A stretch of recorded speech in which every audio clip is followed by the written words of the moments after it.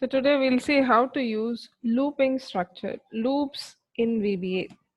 See, this is one of the most powerful tools in any programming language. It is going to help you execute a block of code or even a single statement multiple times.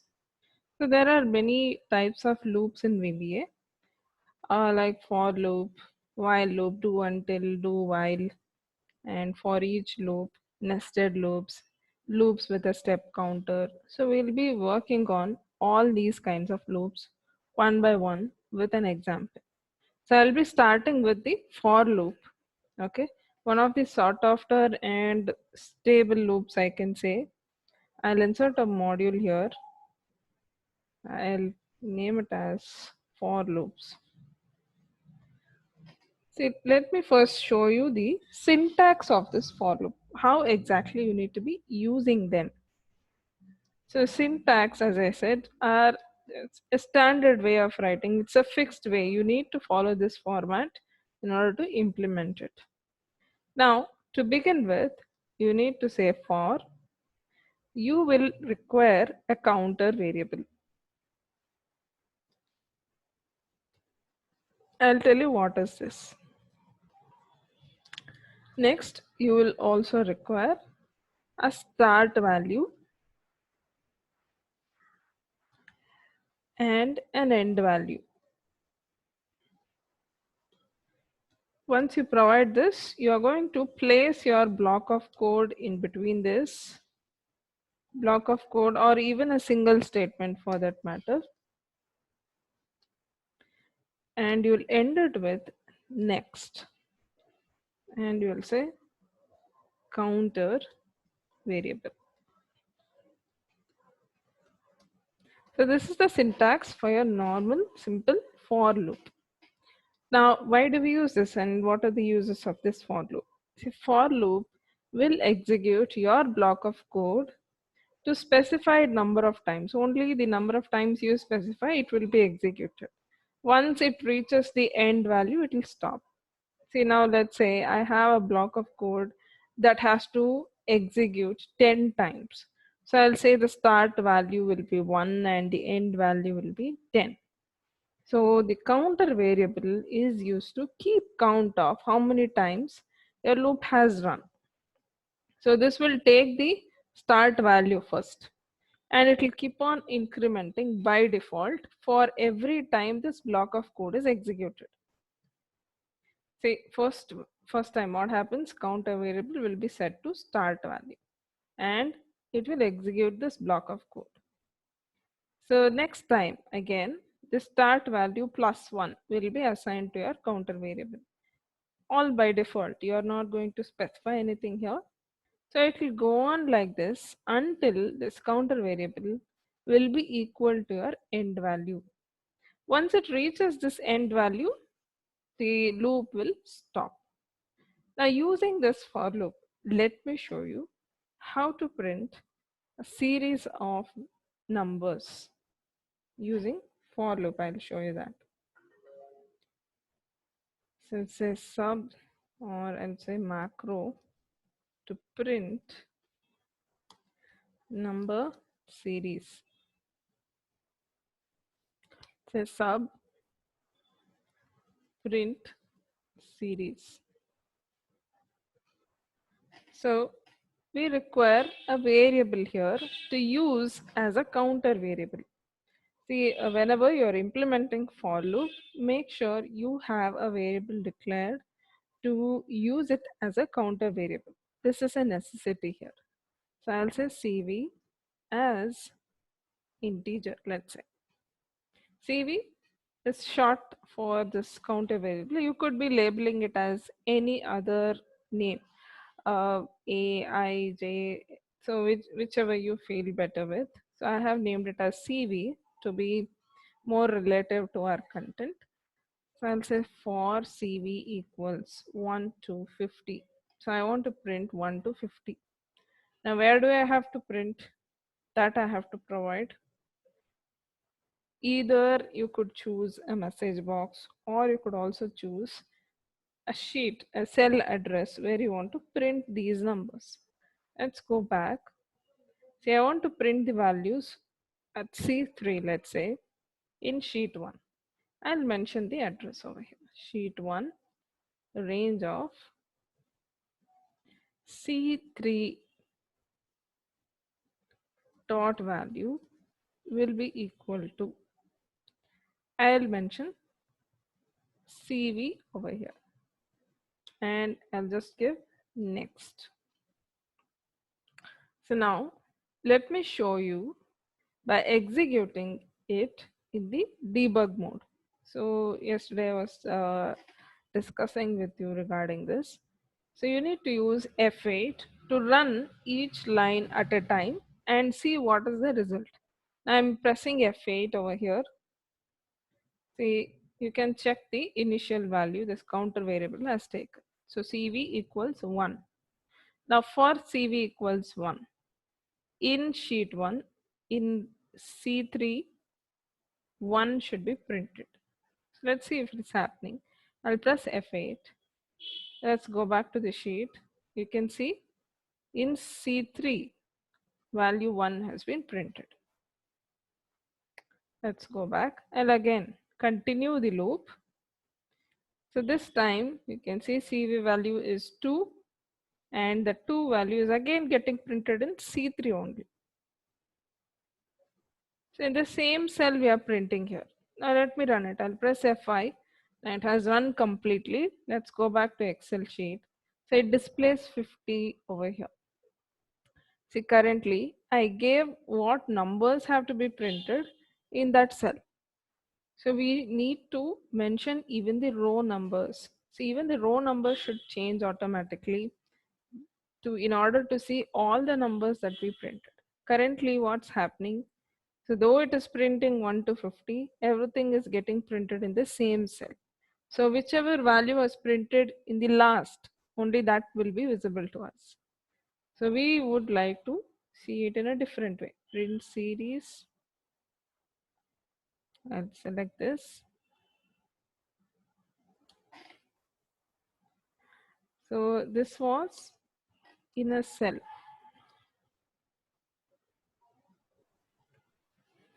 And in different rows, let's say, I'll change the name of the macro to rows here. Print series in rows. Now, see, we have the C3. So this is actually being constant. All numbers are getting printed in C3 itself. Let me remove this. Now, in order to print in different rows every time, I'll concatenate this with CV again. Because see, CV value is anyways changing 1 to 50. We need to print it in 50 different rows. Let me change the column value to F over here. Let us print it in F column. Now you can see here again, I'll again use F8. So now CV value is 1. So F concatenated with 1 will give me F1. So F1 value will be printed as 1 again. So let us check that. See, F1 is 1 now. Now likewise, let's go on. See, F2 value is 2. Now if I run the macro, it would have printed 1 to 50 over here. Now that is the trick. You need to know where exactly you need to be using this counter variable and such things. Now it is printing from the first cell. That's fine with me. But what if I wanted to print the series from somewhere in between? Let's say from H7, I would like to print 1 to 10, let's say. So how to do that? When you have a specific position to start from. So you could take a different variable to set that. Let me go here. I create a copy of the same. I'll say print series rows 1 over here. Different rows.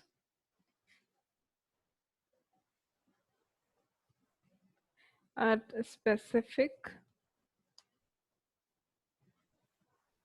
starting at specific row. See here, I'll declare another variable, dim, r as integer again. It's a number that I'm taking. See, I'll set here what should be the initial value of r. R should start from 7 for me. Now instead of the CV, I will use R over here.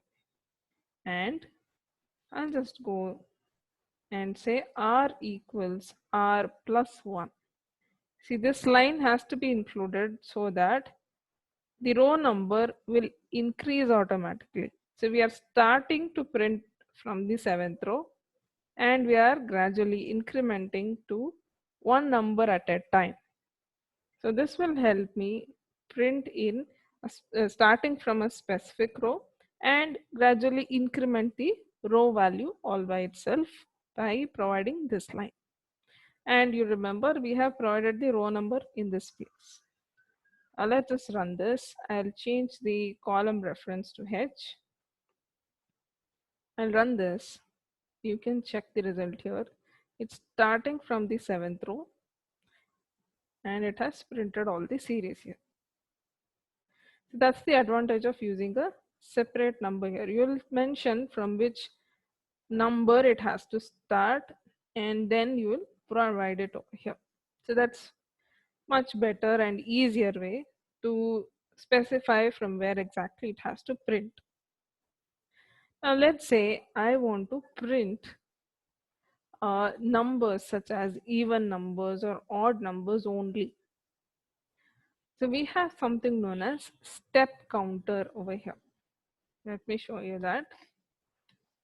Macro to print odd series, let's say sub print odd,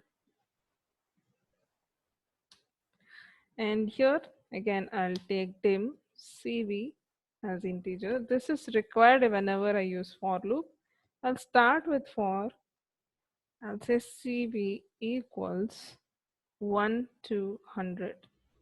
So all odd numbers between 1 to 100 is required for me, but I have used the normal for loop here. So in order to skip one number or any numbers in between, I need to use this step counter. So I'll say step 2. Say in the previous examples you saw, the counter variable value was getting incremented all by itself. We did not anywhere mention that CV value needs to be incremented. So this was happening all by itself.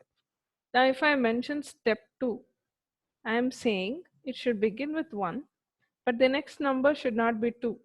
It should be 3 because I've said 2 over here. It should increment 2 numbers at a time. So 1, 1 plus 2, so 3 plus 2, 5 plus 2, it should go on like this. And if I mention 5 here, so it will become 1 plus 5, 6 plus 5, 11 plus 5 in that manner. So whichever number you provide here, so many numbers will be jumped at once. It will increment every time to that many values that you provide here. It will skip so many values. So let me print this in range. Let's say I ampersand. I'll use CV value only and we'll print the CV in that place. And I'll end it with next. You should not be forgetting this. Now let us run this. I'll press F5. Let's see the output here. See, it's printing 1, 3, 5, 7. It is giving me odd series. But the problem is, you can see there is the gap between the row as well. See, we don't want the rows to be skipped. We want these numbers to get printed one after the other without any gap in between. So for that, I need to again take this R variable to specify the row number and we are going to increment this row number separately so that you need not use this counter variable in this place. Let me show you that. I'll just copy paste the same.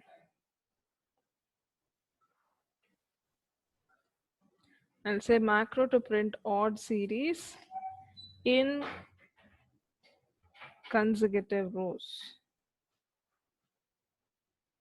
So I'll just say print odd continued. So something like this. Now I'll declare another variable here, dim r as integer. See, this is specifically used to increment the row number only.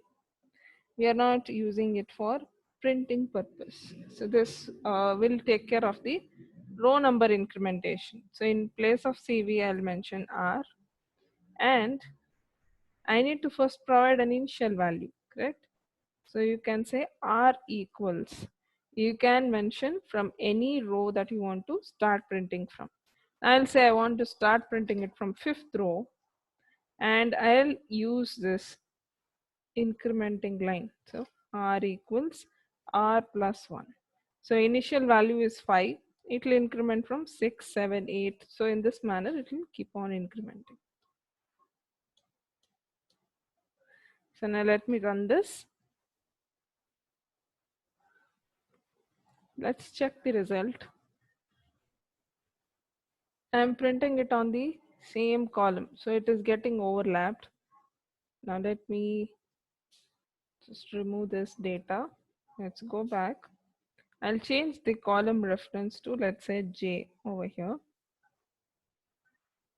This was our old values, and this one is our old new values. See, it's starting from fifth row, and though the numbers are odd, you can see it has printed the numbers in consecutive rows. There is no gap in the rows here. Suppose I want to print even series in the same manner. So you have to understand one more thing here. So when I say start value and end value, not necessarily it should be from 1. It can be any number that you are starting with and any number that you are ending with. But you should make sure your end value is always greater than your start value. So that thing you need to take care. Now let me show you how to print odd. We saw odd series. We'll see even series over here.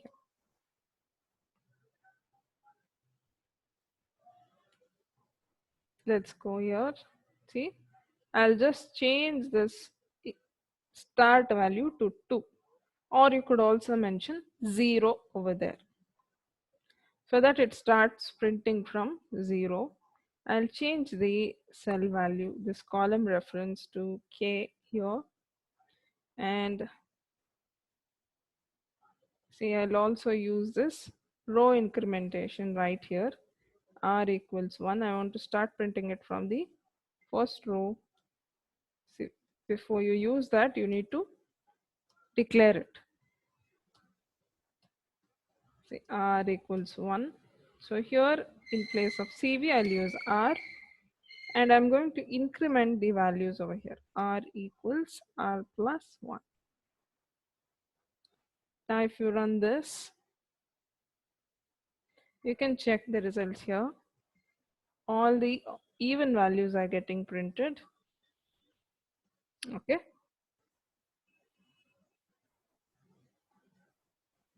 But it is printing in consecutive rows without any problem. And again, I have the option to select or choose from which row I need to start printing from if I'm using a separate variable like this.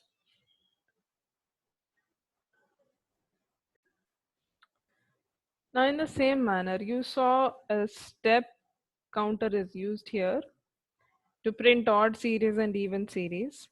And let me show you how to use a negative step counter. So if something has to be done in reverse, so if the same values that I have printed, it might be a number series or odd or even series for that matter, if you want to print it in reverse, you can use negative step counter over here. Let's take this macro to print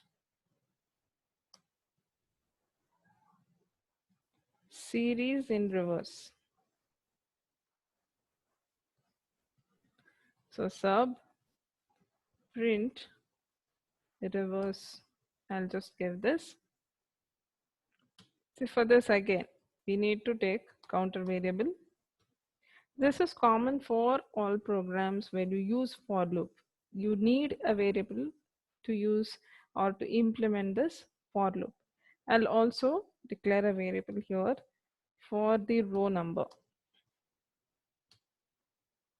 And we'll start with for loop. For CV equals, I want to print numbers in reverse, say from 25 to 1. You can see here, I have given the values in reverse. The end value in the beginning and the start value in the end. And over here, I need to mention step -1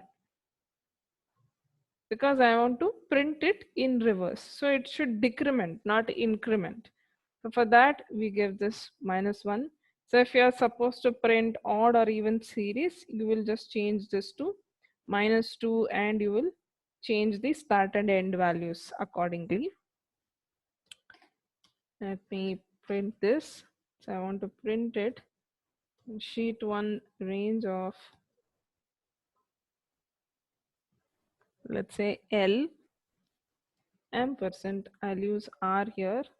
So I'll give the initial value later and say dot value should be equal to CV. And we'll also say R equals R plus 1.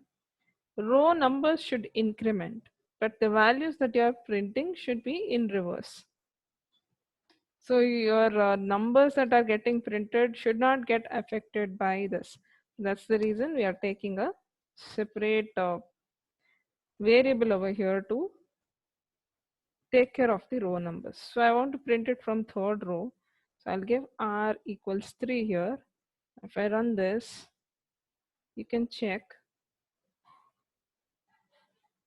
Did we change it?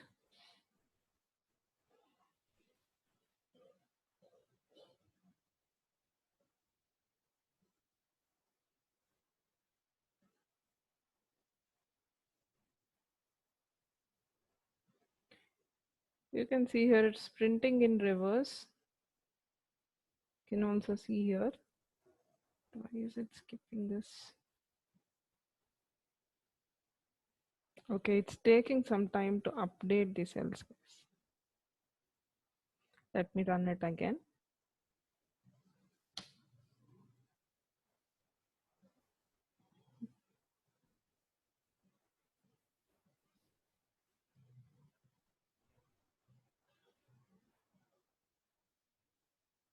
Yes, now you can see it has printed from 25 to 1 over here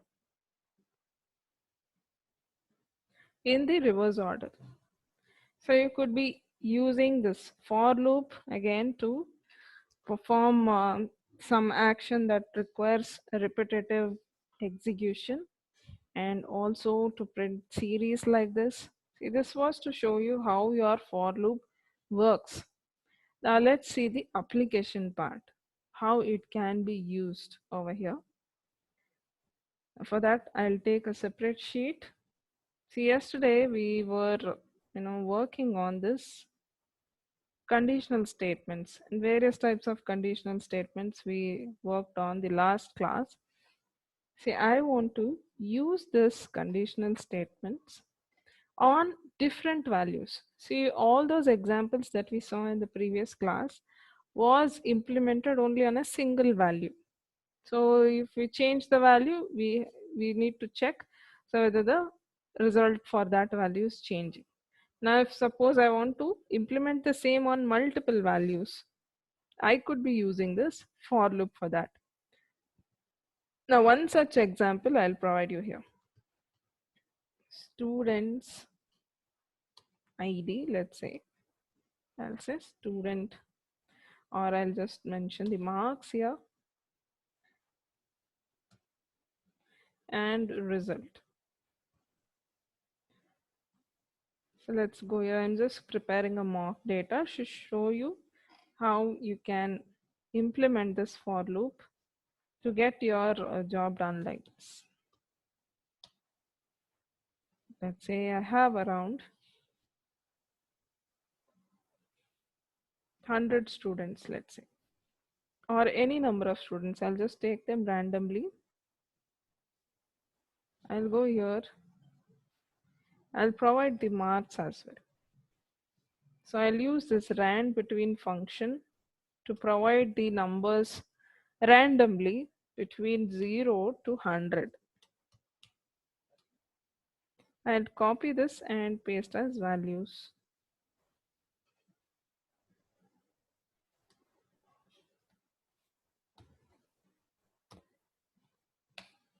So that these values will not change very frequently.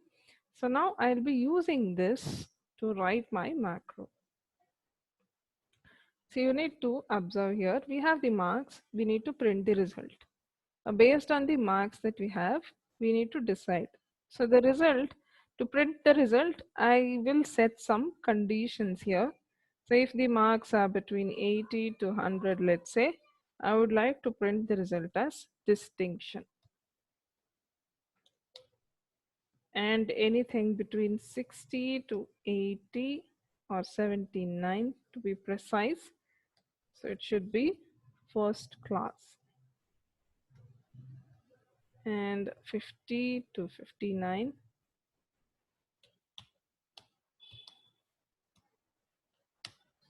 So I want it to be second class.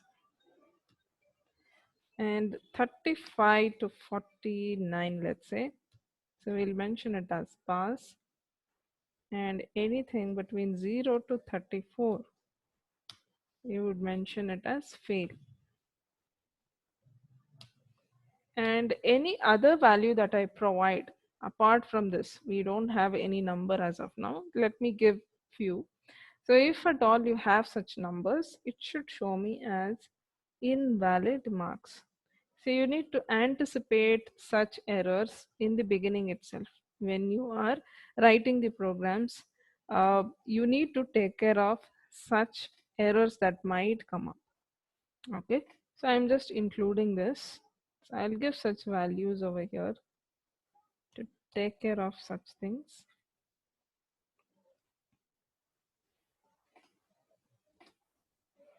Fine. Now any number in the marks column, if it is not within this range, so that will get this invalid marks. So for rest of them, we are going to use these results, and we'll also check if the marks are falling in the specific range. Now let's write the program for that. So I'll first show you how to use only the if conditions and get this done. And later I'll show you how to implement it in the for loop. Let's go back. See,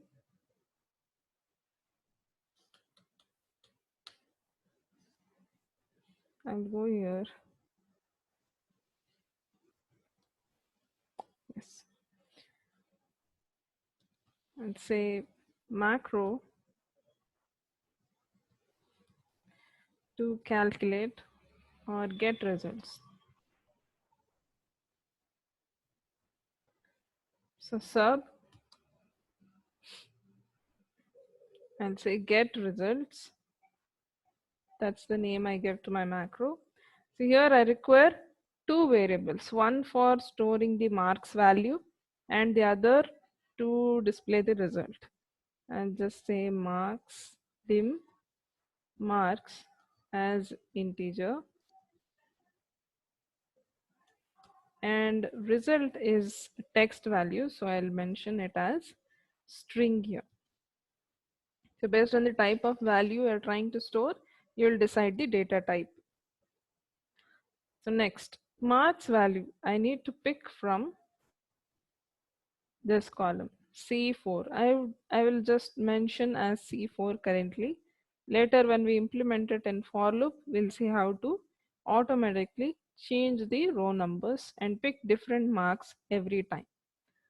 So I'll say marks equals sheet 2 range of C4 value. So that will get me the marks. So I'll use select case. It's quite simple to understand. I'll use select case. And the marks is the one which we are on which we are providing the condition. So marks, I'll say case 0 to 34. So it should be, the result should be fail. And case 35 to 49, we'll say result is pass. You can mention it in any order, either first as the distinction, you can provide that range.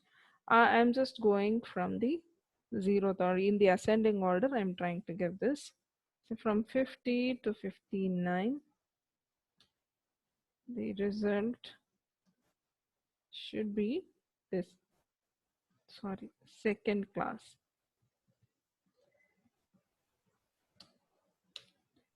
And case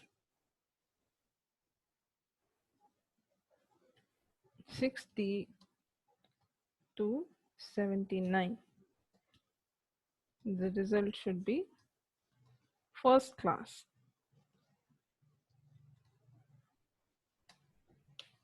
And next case 80 to 100,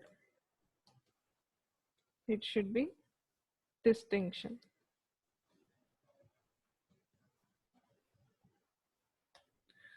And finally, case else, we'll say result is equal to invalid marks. And I'll end the select case statement here. Now where should I print this? So I'll again choose sheet 2, range of. So if C column is for marks, D column is for result. So I'll print in D4 whatever is stored in the result variable. So now let me run this. This works only for value present in C4 and the result will be printed at D4. Let's first run this. You can see here it says second class for this. It's working fine. Now suppose I want the same kind of results to appear for other marks that we have here. So then we are going to use this for loop. So what I'm going to do, I'll declare variable for counter this implementing for loop, and I'll also declare a variable to increment the row number because we need to take the values from different row numbers here. Now once I take this, see, I need to provide all these statements that we have in the select case to be included in the for loop. That's because you see marks we are currently taking from C4.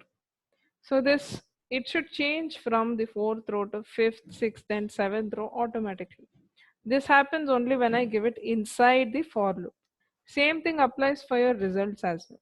So if the marks are being taken from different rows, even the result should be printed in the same row of that of the marks. So for that, we need to provide this entire thing till here inside your for loop. Now let me indent this.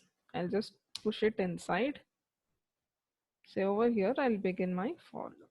For CV equals 1 to, let me give 100. I'll tell you how to take this end value over here.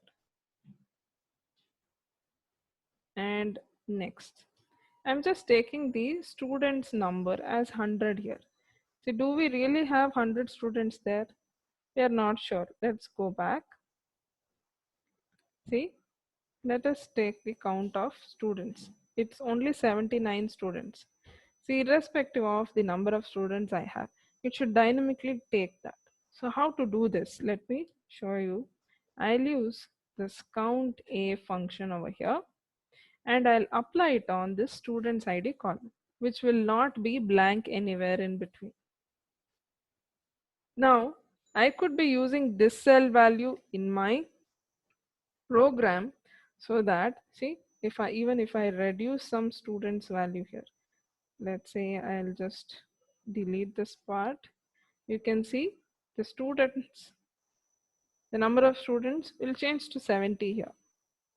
So I will be able to calculate the results for accurate number of students over here. Only for the number of students present here, the information present, I can calculate the result. So these things you can do. I'll just take this now. So let it be as it is. Let's go back. B1 is where I have kept the count. So I'll go here and I'll declare another variable, dim student count as integer, because it's a number there, and I'll take the student count. So it is present in B1 cell of sheet 2. I am going to assign that cell address to student count variable. Whatever is stored in this B1 cell value, that will be considered over here. So we have got the student count. I'm just using the same as end value. See, depending on the number of students present there, the loop has to run so many times. If I have 10 students, the loop has to run only 10 times. So now that we have 79, it will run 79 times. So it has to change like this dynamically. And taking care of the row part. So now I'll give R value also. R equals, I'll say R plus, sorry, R equals 4 here. It should start from the fourth row. Now let's go down. After I print the result, I am going to increment the row value. We'll say R equals R plus 1. So this will increment the row value. Now instead of C4, I need to change this in this manner. C ampersand R, so that it takes different row values for marks and also to print the result. You will use this. Now if you run this, check, see, it would have printed the result for all the values that we had provided here. Now you can also see invalid marks over here wherever the values are exceeding the range that we had provided. So you can see that as well, along with the other results that we have. Now let me remove this. I'll remove these and I'll delete maximum number of students from this. Now this time, let's run the program. I have not changed anything in the program. Let's see how it works. See, it will calculate only for the number of students that are present here. So that's the advantage of using this count function in this sheet, and you could be using that value in your program like this. Fine.